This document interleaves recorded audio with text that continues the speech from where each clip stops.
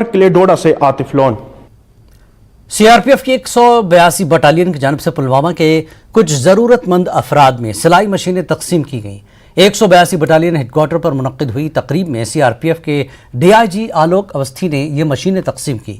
ان افراد نے سی R P F سے مدد کی اپیل کی تھی۔ اس موقع پر ڈی آئی جی نے کہا کہ C R P F Kashmir میں حفاظت کے ساتھ ساتھ عام لوگوں کی مدد کے لیے ہمیشہ تیار ہے۔ تقریب میں سی آر پی ایف کی 182 بٹالین کے کمانڈنگ افسر بھی موجود تھے۔ شروعات ہے جو کہ 2017 سے چلی آ رہی ہے۔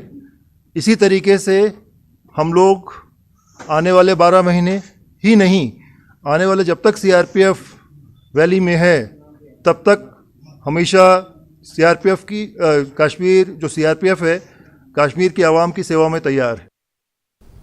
گورنمنٹ ڈگری کالج سنبل سوناواری میں قومی ووٹرز ڈے کی مناسبت سے طلباء کے درمیان ایک پینٹنگ مقابلے کا اہتمام کیا گیا، جس میں مختلف طلباء و طالبات نے حصہ لیا۔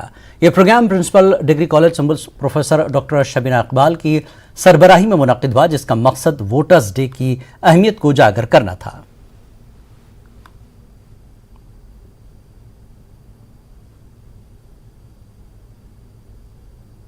The National Voters' Day, which is observed all over the country and celebrated as the founding day of the Election Commission of India since 1950. In our college also, we are celebrating it with a painting competition which has been organized by my NSS team. Dr. Rifat Bashart and Dr. Hilal are the program officers which are doing a commendable job in my college. Also, apart from this, we are trying to give our students knowledge about the Voters' Day, the National Voters' Day, and the right to vote. Our country being a democratic country, we have to give them and inculcate them the sense of voting and the importance of voting. We did the pledge ceremony also in our college in accordance to the rule and in accordance to the activity of the program.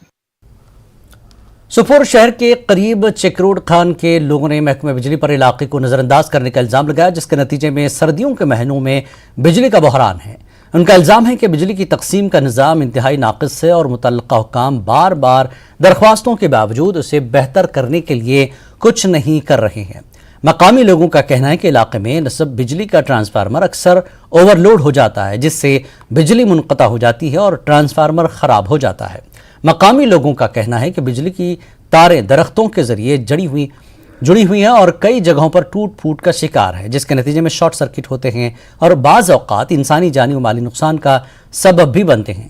لوگوں کا مطالبہ ہے کہ پرانی اور ٹوٹی ہوئی تاروں اور پولز کو تبدیل کرنے کے علاوہ علاقے کو نیا ٹرانسفارمر جاری کیا جائے۔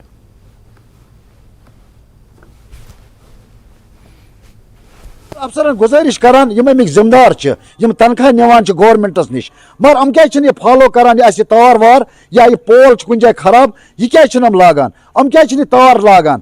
ٹرانسفارم یتنس پتم 7 پھر اون ٹھیک کرت، مگر اخ یہ دران اس کہین۔ چلو لوڈ ہسا مانت پن غلطی تہ گھس انسان مانن، مگر کم سے کم یہ ٹرانسفارم اس آسان یہ پرون آسان، ات سروس پن گمت۔ اس کران افسرس گزارش کہ اس دیتو ہتھی کے بھی مگر یہ دیتو نو۔ وقت ایک اور بریک کا بریک